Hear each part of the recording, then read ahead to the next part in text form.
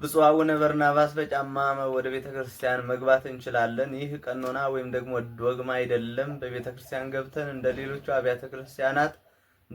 አሃት አብያተ ክርስቲያናት በቤተ ክርስቲያን ገብተን ማስቀደስ፣ ስርዓት ማከናወን እንችላለን ይላሉ።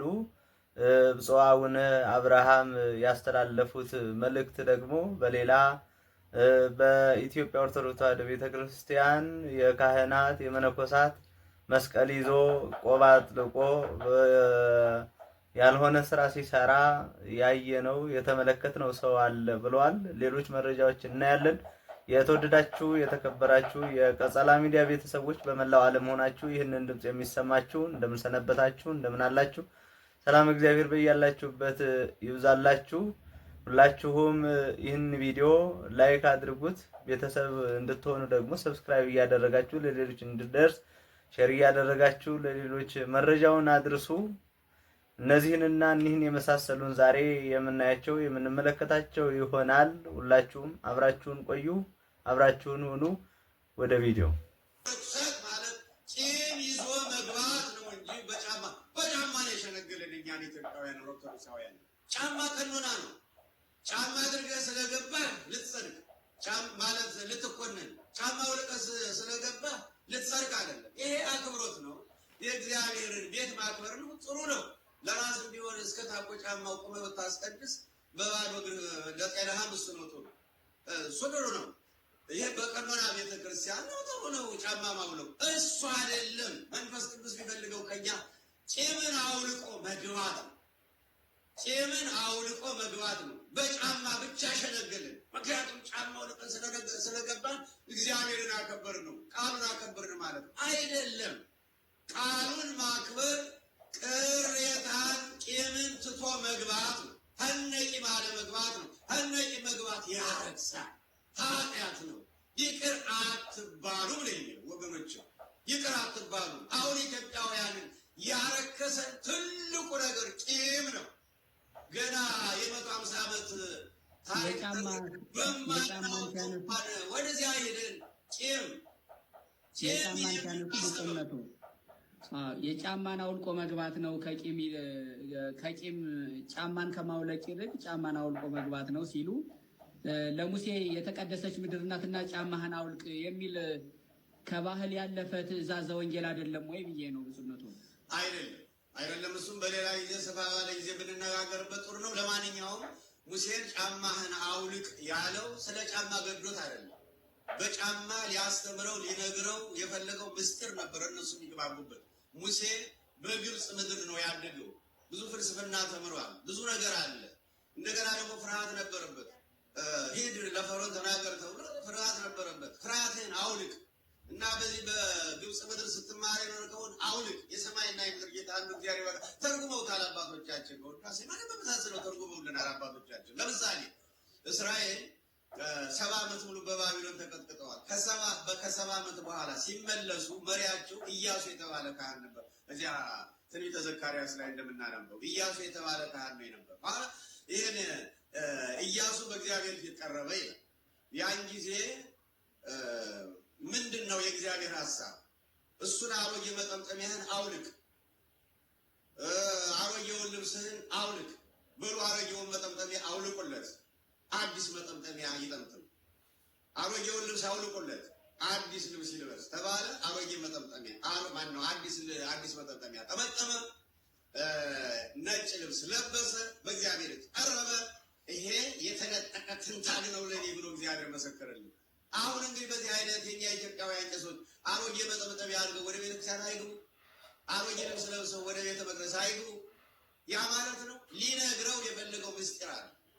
የአሮጌ መጠምጠሚያ ማለት ምን ማለት ነው? የኖረው 70 ዓመት ሙሉ በባቢሎን እግዚአብሔርን አያመልክም፣ ጣዖት የሚመለክበት ነው። እነ ናቡከደነፆር ያመልኩት የነበረውን ጣዖት የሚታወቅ ነው፣ ሁሉም ያውቃል። በዚያ ያደጉ አይምሮ የሸመተው ነገር አለ። ያን ወዲያ እሱን አሮጌ አስተሳሰብ አውልቅ። የሰማይና የምድር ጌታ የእስራኤል አምላክ እግዚአብሔር እሱን ይበቃሃል ነው ዋናው ነገር።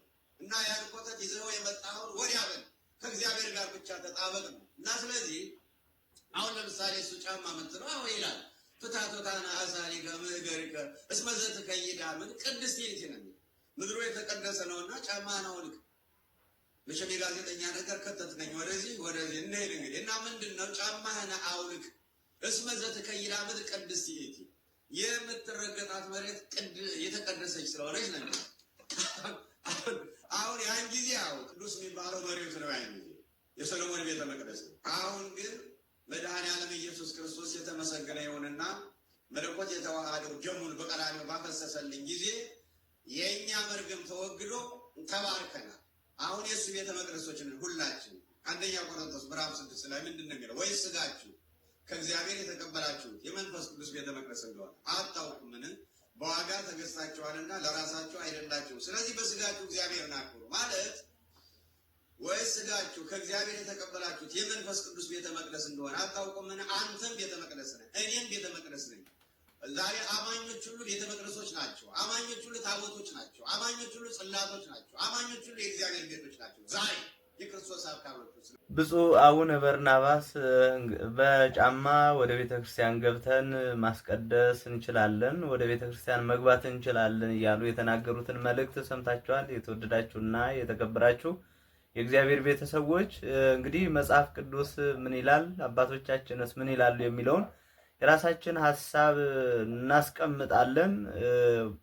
ቅዱስ ነቢይ እግዚአብሔር ቅዱስ ሙሴ በኦሪት ዘፍጥረት ምዕራፍ 3 ከቁጥር 15 ላይ እግዚአብሔር ሕግ የምሰራልህ ነኝና ወደ ደብረ ሲና ውጣ ካለው በኋላ ከእግረ ደብር ሲደርስ ወደ ደብረ ሲና በደረሰ ጊዜ ከታች ከእግረ ደብር ሲደርስ እግዚአብሔር ጫማህን ከእግርህ አውልቅ አለው ይላል። ጫማህን ከእግርህ አውልቅ። ለምን?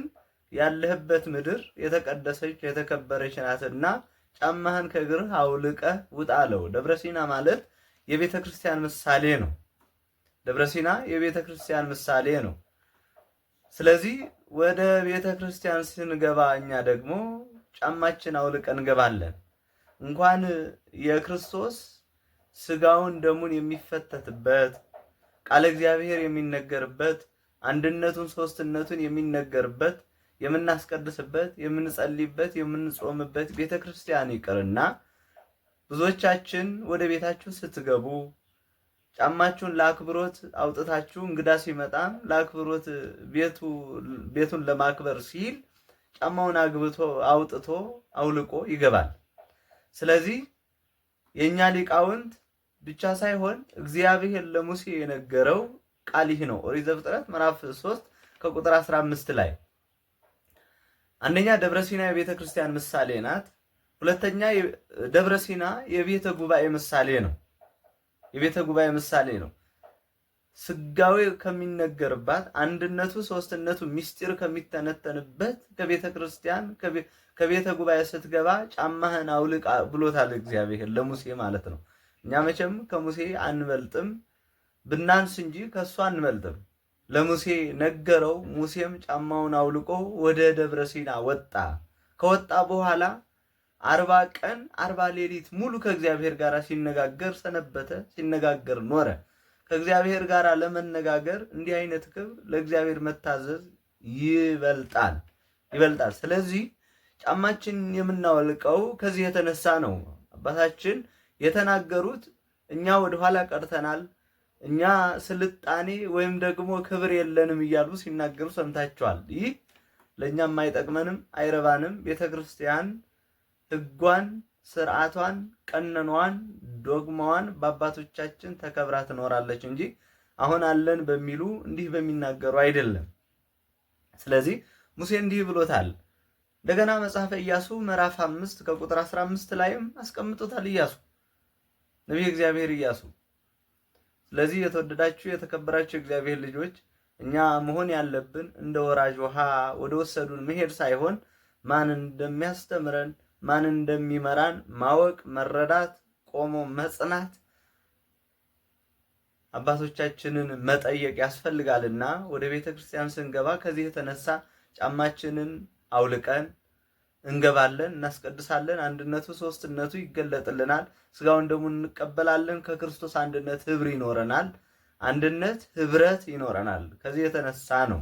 ስለዚህ ጫማችንን የምናወልቀው ለዚህ ነውና ሁላችሁም በሐሰተኛ በሆነ ትምህርት ሳትሸረሸሩ እውነተኛውን የእግዚአብሔርን ቃል መስማት ማዳመጥ ያስፈልጋልና እግዚአብሔር አምላካችን ሁላችንም በያላንበት ሰላም፣ ፍቅር፣ አንድነት ያድለን። ወደሚቀጥለው ቪዲዮ በዚህ ሳምንት የተደረገውን ሳልጠቅስ አላልፍም። በጣም እጅግ የሚያሳፍርና የሚያዋርድ የእኛን ልብስ ለብሰው የማይገባ ቦታ ላይ መገኘት ቅዱስ አባታችን በዚህ ሳምንት ውስጥ ቀሚስ የለበሰ መስቀል የያዘ ቆብ ያጠለቀ መንፈሳዊ መነኮስ የሚመስል በግብሩ ደግሞ ቤተ ክርስቲያኒቱን የማይወክል ጫት እየቃመ ነው የተያዘ።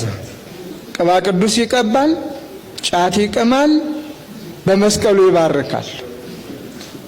አላፊ አግዳሚው ሌላ ተቃውሞ ያለው ይስቃል፣ ይሳለቃል። የእኛ ምእመናን ያለቅሳሉ፣ ይሸማቀቃሉ። ሌላው በሌላ መልኩ እዚህ ዘመን ላይ ደርሰናል። በብዙ የሚቆጠሩ ሰባካያን ያሏት ቤተ ክርስቲያን ይህንን ማየት ይህንን መስማት የመርዶ መርዶ ነው፣ የሞትም ሞት ነው። ስለዚህ ሁላችንም አይናማዎች ሆነን ቤተ ክርስቲያንን ልንጠብቃት ይገባል። ብፁዕ አቡነ አብርሃም የጠቅላይ ቤተ ክህነት ዋና ስራ አስኪያጅና የባህር ዳር ሀገረ ስብከት ሊቀ ጳጳስ ብፁዕነታቸው በሊቃውንት ጉባኤ ላይ ተገኝተው ያስተላለፉት መልእክት ሁላችንም ኦርቶዶክሳውያን በምናያቸው ቆብ አጥልቀው መስቀል ይዘው ቀሚስ ለብሰው በሚሄዱት ሁሉ እንዳንታለን፣ እንዳንሸበር ወይም ደግሞ ለካ እንዲህ ያደርጋሉ ብለን ቤተ ክርስቲያንን እንዲህ ለማድረግ ስለማይተኙ ስለማያንቀላፉ ወደኋላ እንዳንል አባቶቻችን እንድናውቅ እንዳንሳደብ ክፉ ነገር ከአንደበታችን እንዳይወጣ ይናገራሉ፣ ይመክራሉ። ከዕለታት አንድ ቀን እንዲህ ብለው አስቀምጠውታል ብፁዕነታቸው። አንድ ሰው መስቀል ይዞ ቆብ አጥልቆ እንደገና ደግሞ ቀሚስ ለብሶ ጫት እየቃመ ቤተ ክርስቲያን እያሰደበ ነው። ጸበልና ቅባ ቅዱስ እቀባለሁ ይላል። ስለዚህ ሁላችንም በሃይማኖት በምግባር ጸንታችሁ ኑሩ። ያያችኋቸው ሁሉ እውነተኞች መምህራን እውነተኞች አባቶች አይደሉም። በምንም እናውቃለን ብትሉ ወንፍሬሆሙ ተአምርዎሙ ከፍሬያቸው ታውቃቸዋላችሁ። ከፍሬያቸው ምንድነው? ፍሬያቸው የአባቶቻችን ፍሬ ማስቀደስ፣ መጾም፣ መጸለይ፣ ማስተማር ነው። በቤተ ክርስቲያን ጸንቶ መኖር ነው። እውነተኛ እረኛ፣ እውነተኛ አገልጋይ፣ እውነተኛ አባት ሆኖ መገኘት ነውና ከፍሬያቸው እናውቃቸዋለን። አባቶቻችን እነዚህ ቤተክርስቲያን ለመሳደብ ቤተክርስቲያን ለማሰደብ የተሰለፉ ምዕመናን ለማሳቀቅ የሚሰማሩ ብዙዎች ናቸውና አይተኙም፣ አያንቀላፉም። ስለዚህ ሁላችሁም ከዚህ ከምታዩት ነገር ሁሉ የምታዩት እውነት አይደለም። ያያችሁት የተመለከታችሁት በዚህ ቤተክርስቲያንን እናንተ ምዕመናንም ምንም ግራ እንዳትጋቡ ብለው ብፁዕነታቸው ያስተላለፉት መልእክት ሰምተን የተመለስ ነው። ውድ ኦርቶዶክሳውያን በመላው ዓለም ሆናችሁ ይህንን ድምጽ የሚሰማችሁ ሁላችሁም እንግዲህ ለዛሬ የነበረን መልእክት መስል ነበረ። ሁላችሁም በያላችሁበት ሰላም እግዚአብሔር ይብዛላችሁ። ለስራችሁ ስኬትን፣ ለህይወታችሁ ጤንነትን እግዚአብሔር ያድላችሁ።